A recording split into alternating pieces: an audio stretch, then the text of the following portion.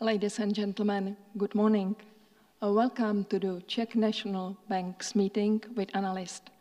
Today we have prepared for you information about the newest macroeconomic forecast and about the latest decisions of the Czech National Bank's board. With current situation, we'll introduce you board member of the Czech National Bank, Jan Kubíček.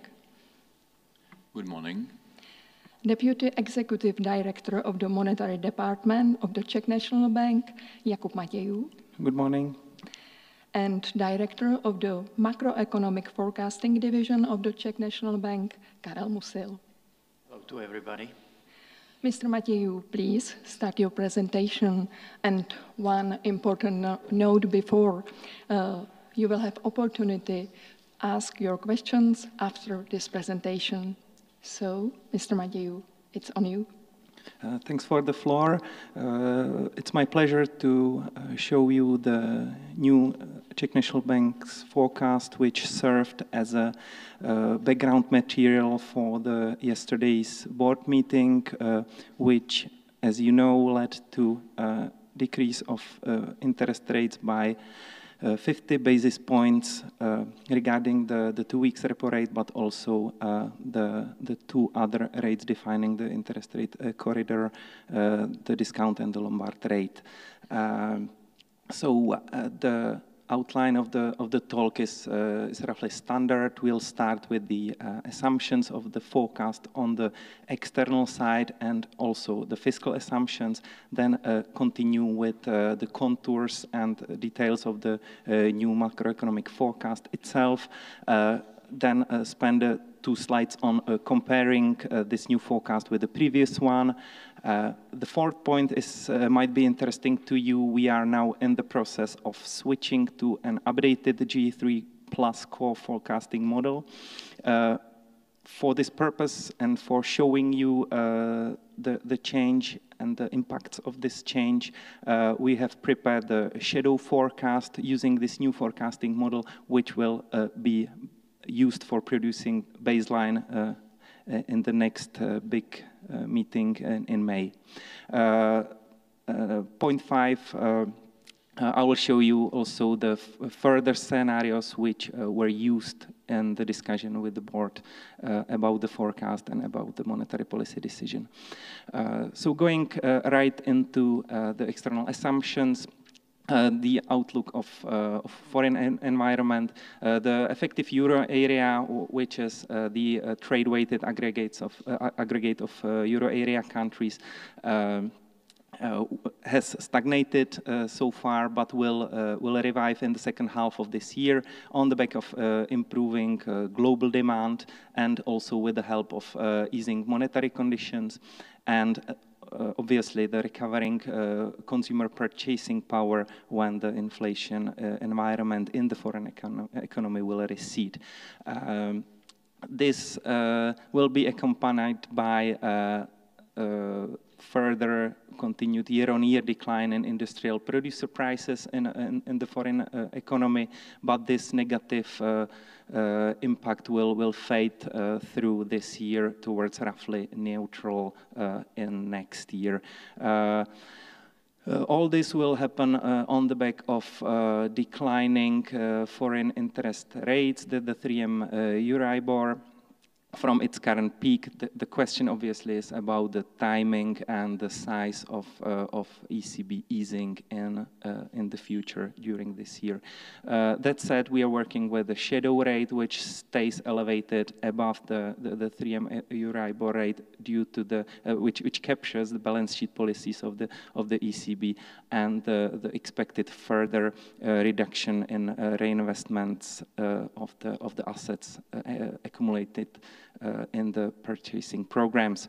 The outlook of Brent oil price remains declining from the current levels in the downward direction slightly.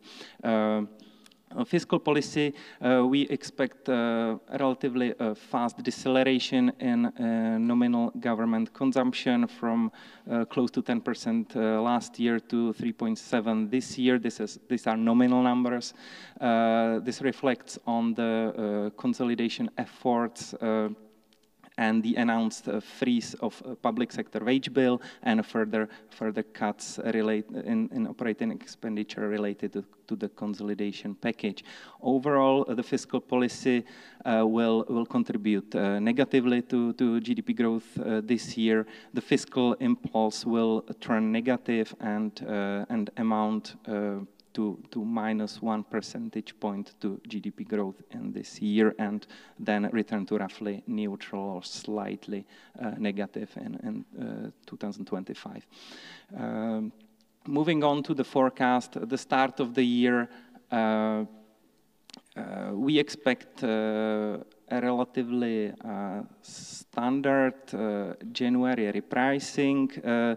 We'll see the number next week on Thursday. The assumption we have in our forecast is comparable to the degree of repricing in core inflation seen in 2019, 20, or 21. So it's still above the historical average, which would be I have this nice pointer here above the blue line, and there will be additional effect from the net positive contribution of tax changes related to the consolidation package. Our high frequency indicators from January and also from the start of February point to this forecast being relatively spot on. We have seen very timid, very small increases in the areas of related to core inflation. We have seen a rough stability in food prices going also into February. So we are now much more confident in the January numbers. That will stay very close to 3%. This confidence interval, let's say, about the start of the year repricing has collapsed substantially. That said, we expect further slight deceleration of the headline number going further into the year. February 2.8, March 2.9.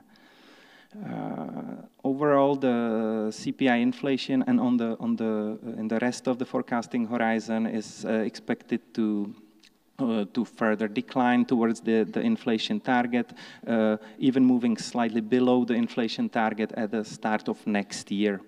Monetary policy relevant inflation will stay slightly above the headline CPI.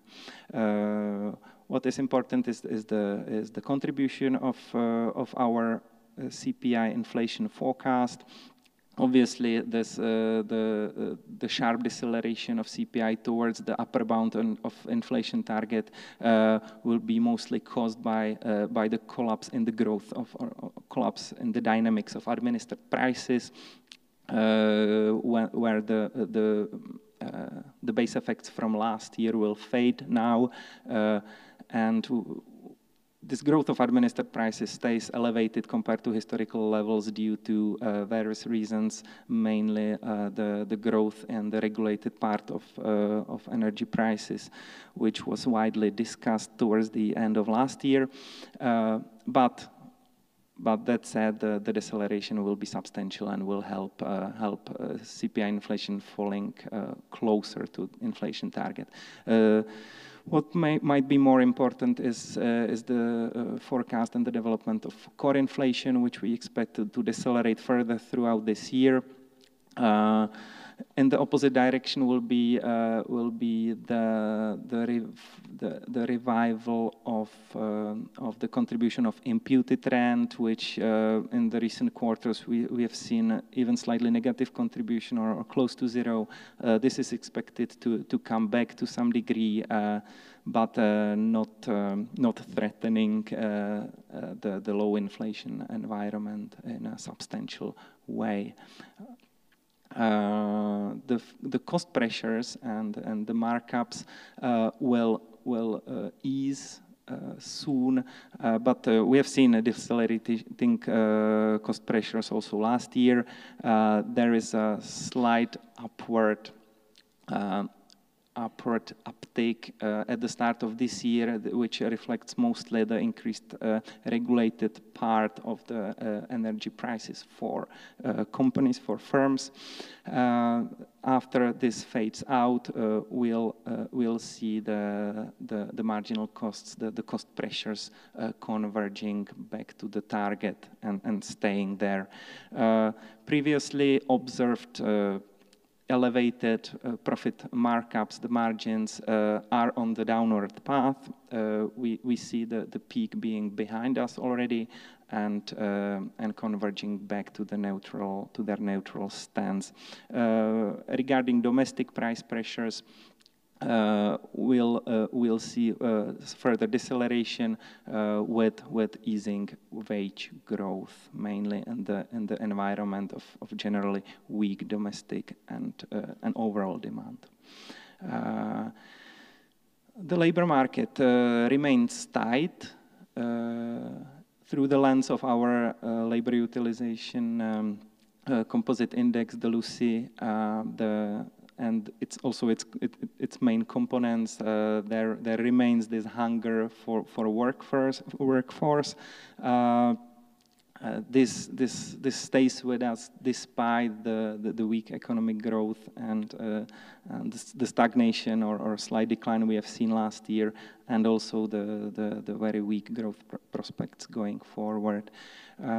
This is consistent with nominal wages staying somewhat elevated, around 6% this year, and also the next one in the market sector. Obviously, in the non-market sector, this nominal wage growth will be smaller, also with a view of the consolidation efforts of the government.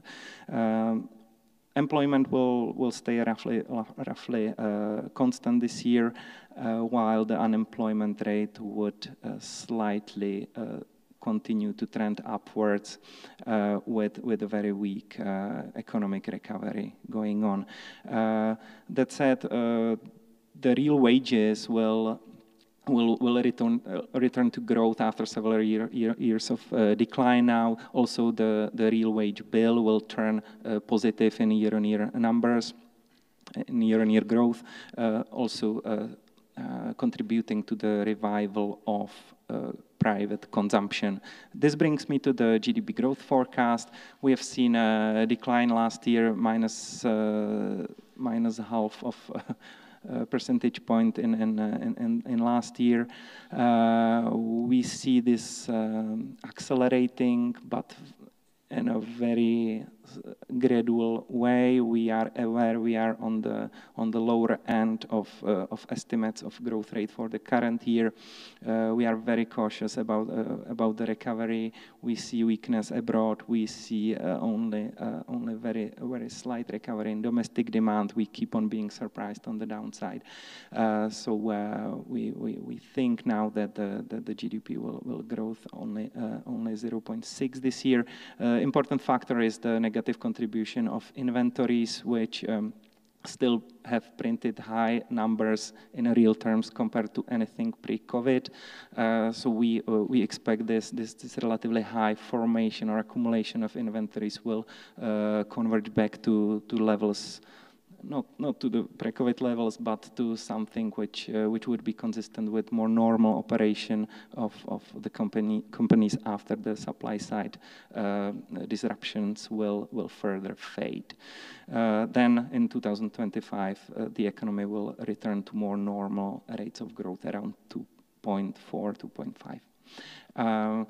Speaking of the components of growth, as I said, we are forecasting household consumption in real terms to return to growth year on year at the start of this year at latest.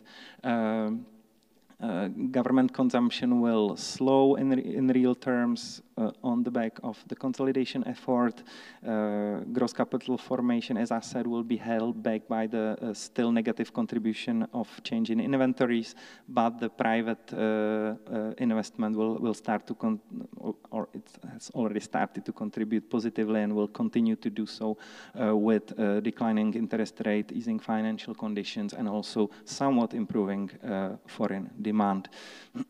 Exports and imports will also return to growth around half of this year, with still positive net exports in level, but also in contribution to GDP growth. Following an initial weakening, the koruna will appreciate slightly over the outlook horizon, mostly reflecting the current account developments, which are more favorable now. There are two counter forces. There is a narrowing interest rate differential vis-a-vis the euro area, but there is also improving trade balance and overall current account. So these will be two main forces in the forecast, leading to a relative stability of the exchange rate. I mean, obviously, we've seen the moves yesterday and during the run-up to the monetary policy meeting. This might be a risk going forward, but we'll see how this develops over time, and we are not paying too much weight or giving too much weight to short-term deviations. What can I also say is that towards the end of this year, the koruna is forecasted to average 24.4 in the fourth quarter. This is all consistent with, in our forecast, with a relatively rapid decline in market interest rates towards around 3% at the end of this year. The picture is relatively clear. The extraordinary cost pressures from the foreign environment have faded, and domestic demand is very subdued. We have seen decline in GDP last year. We are forecasting very slow recovery this year. These factors contribute to the return of low inflation environment in this economy, which stays maintained over the whole monetary policy horizon. Comparing this to the previous forecast, there is not much change in the CPI outlook itself. To the headline inflation, there are two opposing forces. One is slightly higher administered prices, but lower market price inflation, mainly in the food price area. GDP growth is revised lower due to weaker domestic and external demand. Obviously, we have seen the flash estimate of the Czech Statistical Office also might be a risk slightly on the upside. It's 2 decimal points above our the forecast, which I'm now showing, which was finalized before the flash release. This is all consistent with lower wages in market sector compared to the previous forecast. This also reflects on the observed wage dynamics and developments at the end of last year and the wage negotiations going forward.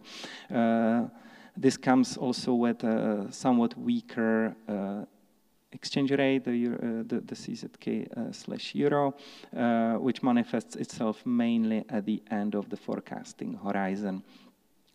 Comparing the interest rate trajectory to the previous forecast, it initially stays slightly above, but then moves somewhat below the previous forecast. The reasons being the state of the domestic economy, where we have seen lower wage growth, more subdued GDP growth, and also lower energy import prices than we expected in the previous November forecast. The negative contribution of the foreign environment mainly reflects the lower outlook of ECB interest rates. Again, the last developments would shift the ECB pricing, the expectations slightly upwards, but we still stay below the our November forecast. The expert judgments work in opposite directions. At the start of the forecast horizon, slightly upwards, and at the end of the horizon, slightly downwards, reflecting reduced expected wage growth and also this somewhat reduced speed of economic recovery.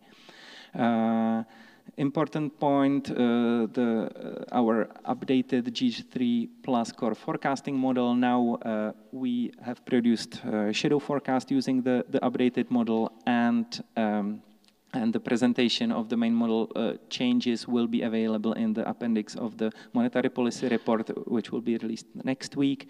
And in the next forecast in spring, in May, the baseline scenario will be prepared using this updated model.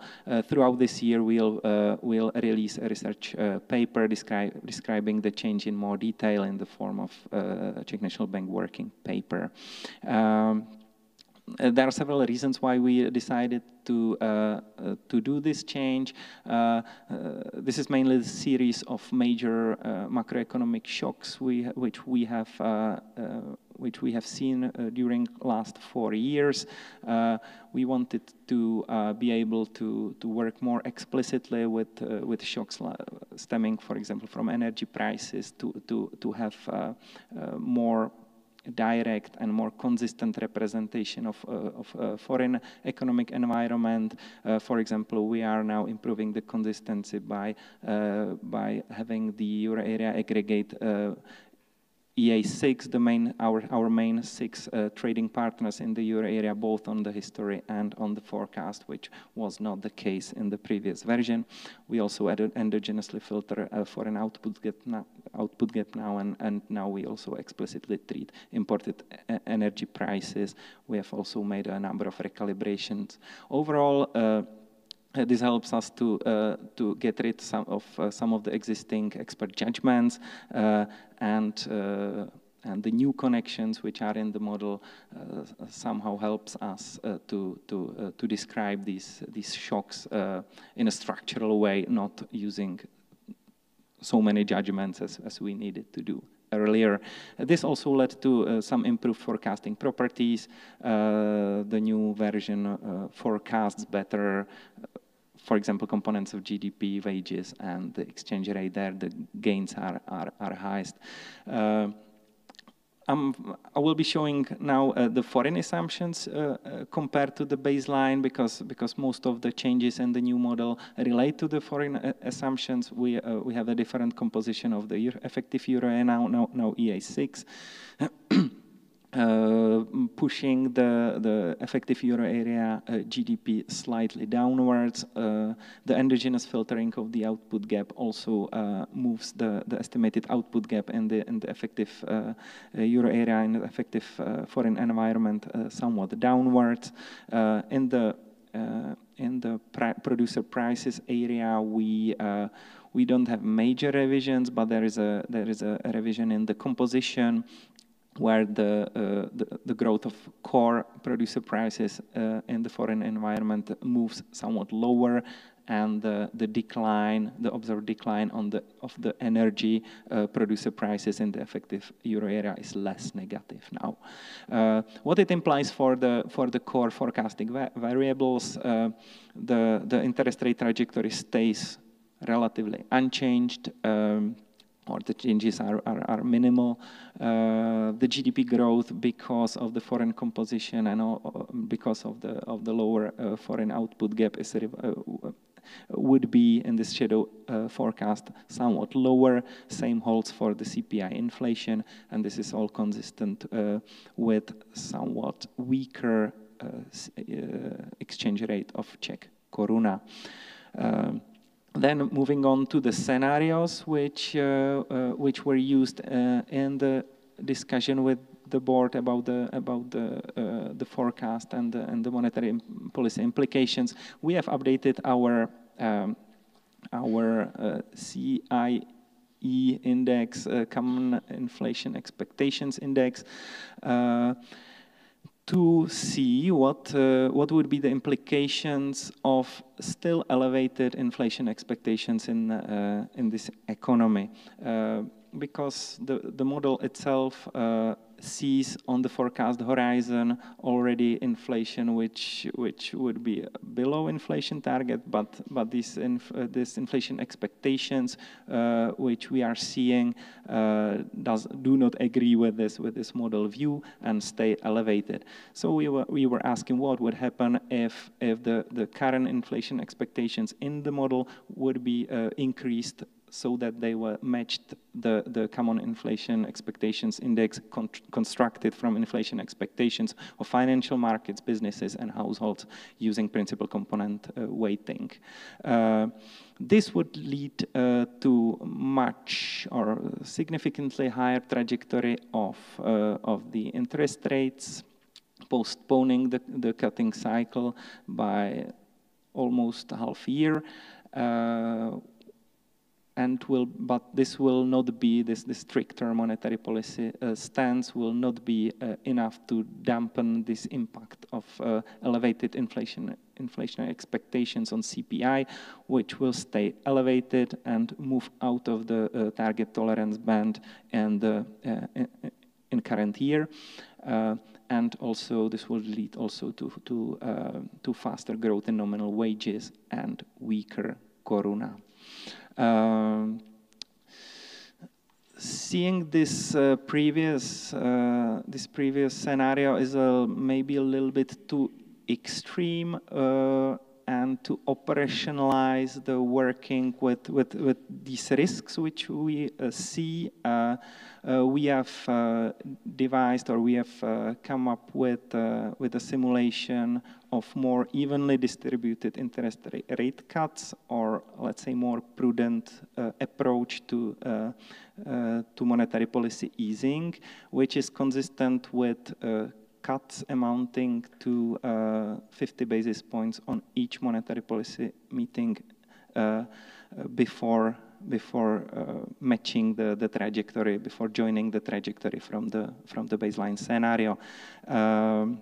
This would lead to obviously to stronger Euro CZK exchange rate, somewhat weaker GDP growth, and inflation approaching the lower boundary of the tolerance band. So these would be the costs for more prudent approach to monetary policy easing.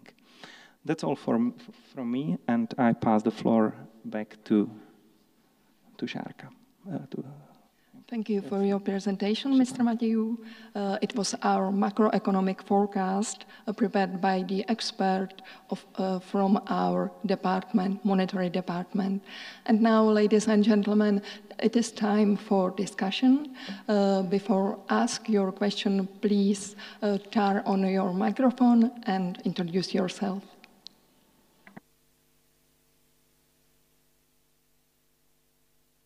Yeah, please. Thank you very much for presentation, Jakub Seidler, Czech Banking Association. I have maybe a question for policymaker. Governor Michl said yesterday during the press conference that board wants to cut quite carefully. So does it mean that board is more preferring the scenario or more evenly distributed interest rate cuts?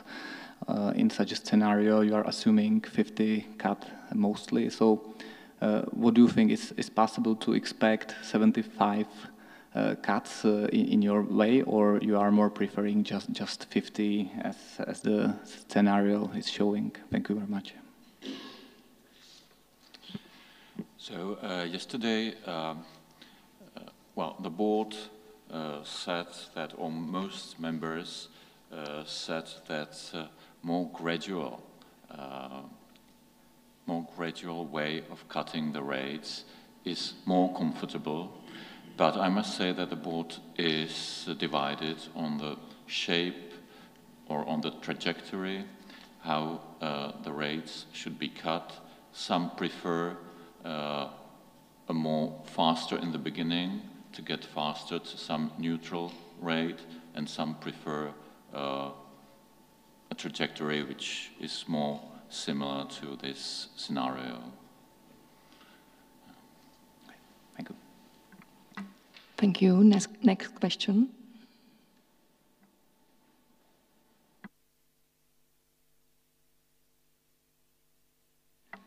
A lot of information, we know. So, yeah, please. Good morning, Jan Vejmělek, Komerční banka.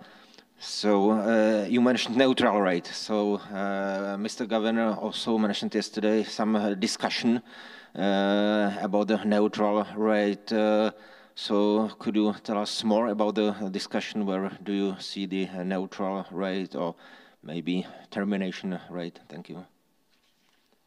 Yes, indeed. Yesterday, several members have mentioned that there is a possibility that the so-called R-star rate may be different from what we think, from what we have thought up to now, so that it could be higher, in fact, which would mean that the terminal rate or termination neutral rate would also be higher. We think we'll have to look at it in more detail. What would it do with our model? So hopefully, Karel, if you confirm me, by May, are we able to prepare and look at it? The reasons why R-star could be higher, well, it's just we are experimenting with this idea. It's not given, I must say. There were mentioned several reasons for this. One of them was increase in public debt, which has happened during several years.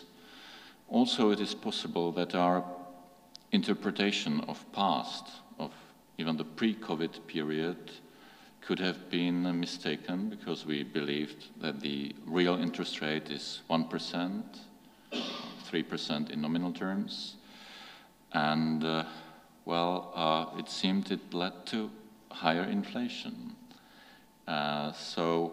But as I say, we'll have to experiment with this idea, but it is a thing we consider.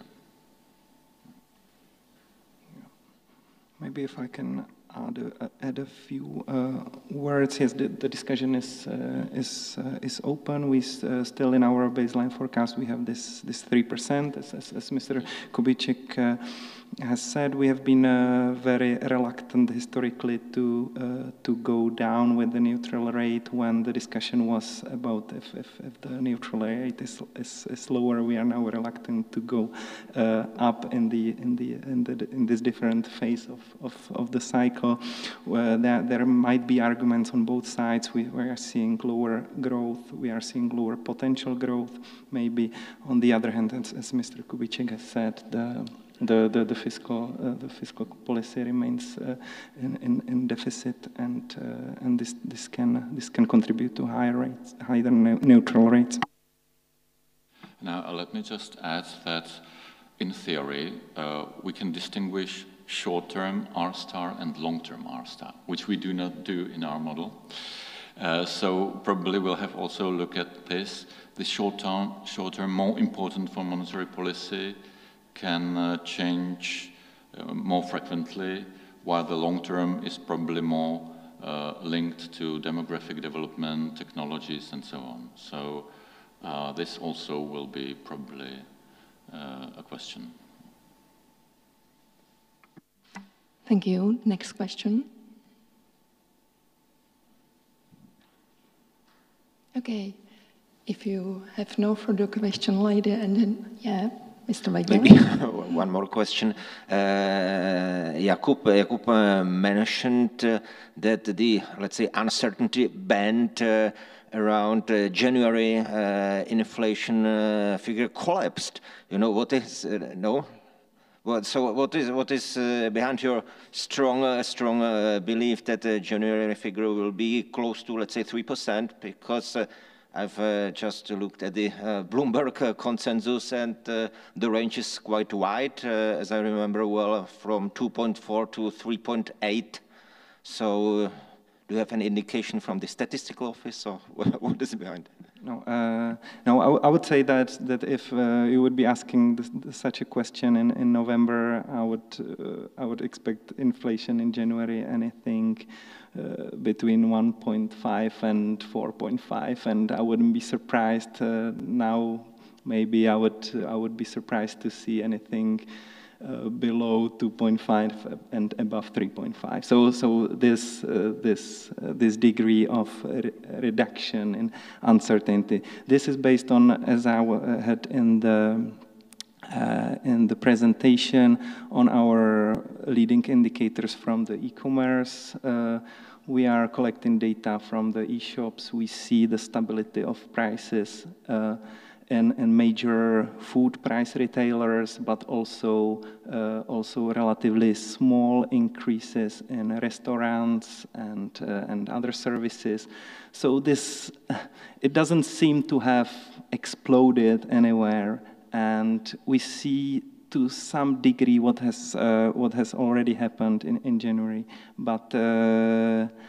Maybe I summarized it best in the first half of my reply. That my confidence or our confidence in the number has increased substantially. Maybe if Karel can add anything on the fast indicators from the. Yeah, indeed, really the indicators that we are checking shows that the uncertainty is reduced around the January repricing. On the other hand, it was not said here, but still the uncertainty is related to the new weights that will be introduced by the Czech Statistical Office, the impacts of the taxes that are related to the fiscal consolidation. Also, we are speaking right now just about the January, but some uncertainties related to February, March, that the repricing might appear during these months as well. So overall, the uncertainty is reduced, but we are not saying we are sure about this number. Thank you. Next question. Yeah. Kamil Kovar, Moody's. I have a question for Matěj about the labor market forecast. On one hand, you are saying that the labor demand is still strong. On the other hand, the employment growth collapses, and probably more interestingly, unemployment rate rises above 3%. And even most interestingly for me, it kind of plateaus there. Does it reflect some changing view about the long-run Nairo in the forecasting team, or is it more really just the cyclical factor here, and Lucy and unemployment rate are disconnected?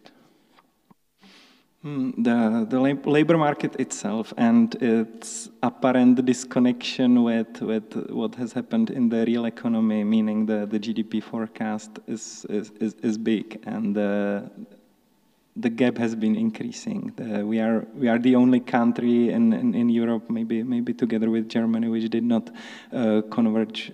Did not reach the pre-COVID GDP levels, or we are maybe above slightly now, and we are at the bottom of post-COVID recovery in Europe, and at the same time we have one of the lowest unemployment rates in Europe, together with Denmark, I think. So this puzzle.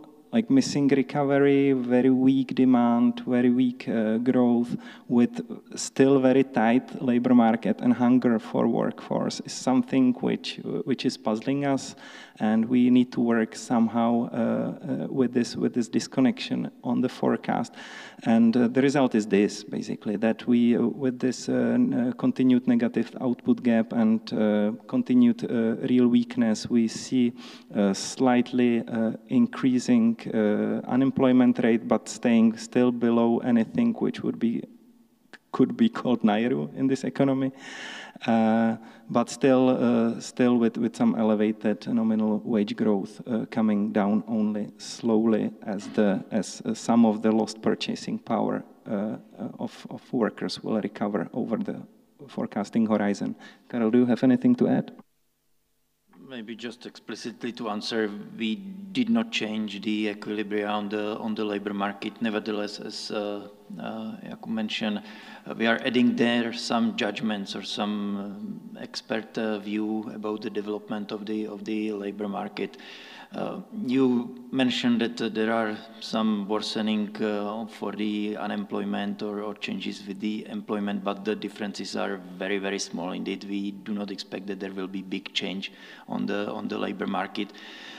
Maybe just to add here one point, we slightly moved in our interpretation of the situation on the labor market in a way that last year we believed that there will be some catching up of the lost that is related to the real wages. So we expected that the nominal wage might grow relatively quickly, really to get rid of the decline in the real wages.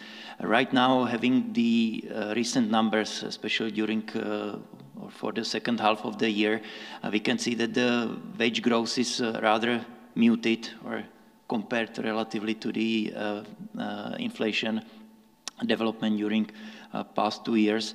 And we slightly moved to the interpretation of the labor market that maybe there is, let's say, preference of the employees and companies to keep the employment without any strong pressure for the nominal wages. And so it means that also the growth of wages is indeed revised to be slower or to be a bit lower.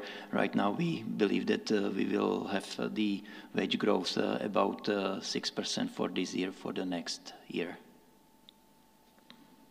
Thank you. Some other question? If I can follow up on this interesting point, does it then mean that you are converging to the view that the increase in the wage share before the pandemic was the abnormality and we, to some degree, decreasing to a normal, rather than that this decrease recently was the abnormality and we will revise that? I wouldn't say that. I mean, there is a long-term trend of increasing labor share of income in this economy, which points towards to convergence towards ratios more common in the Western economies, and we have to expect this trend will continue.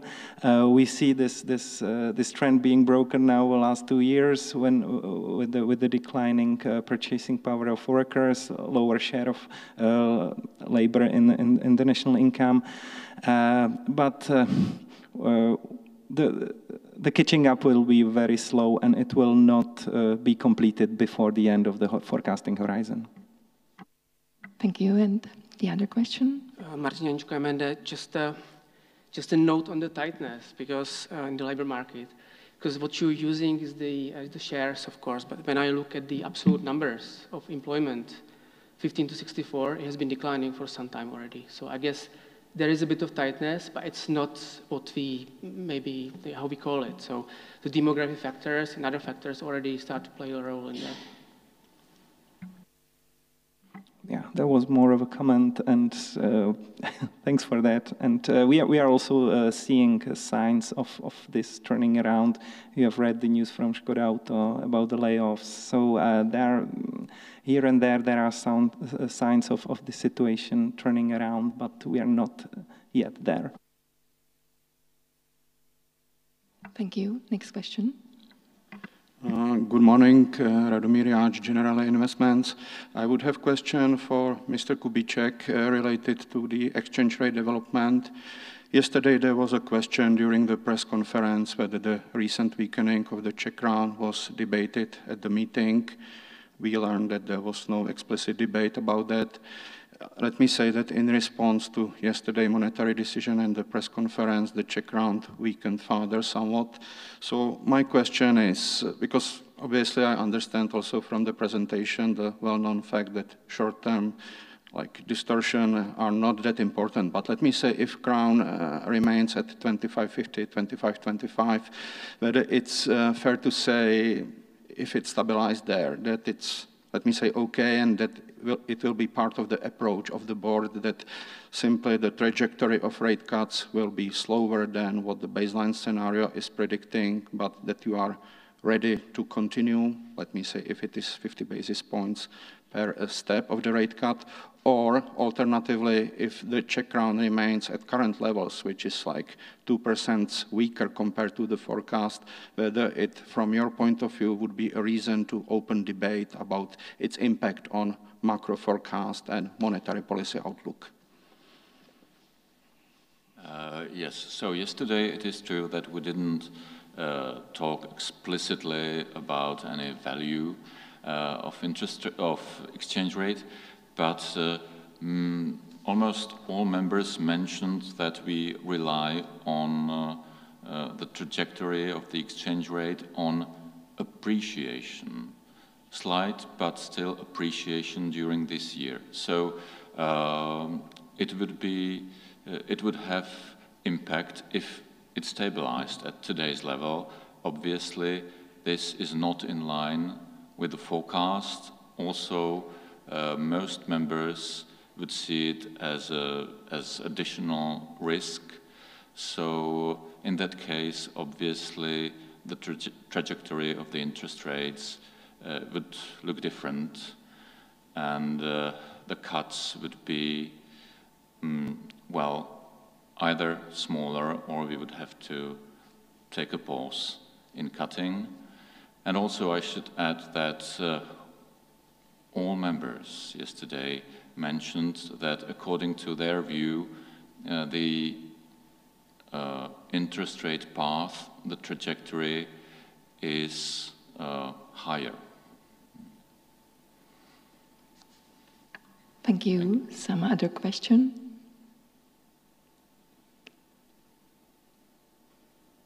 Okay, if you have no further questions, thank you for coming, and to all speakers.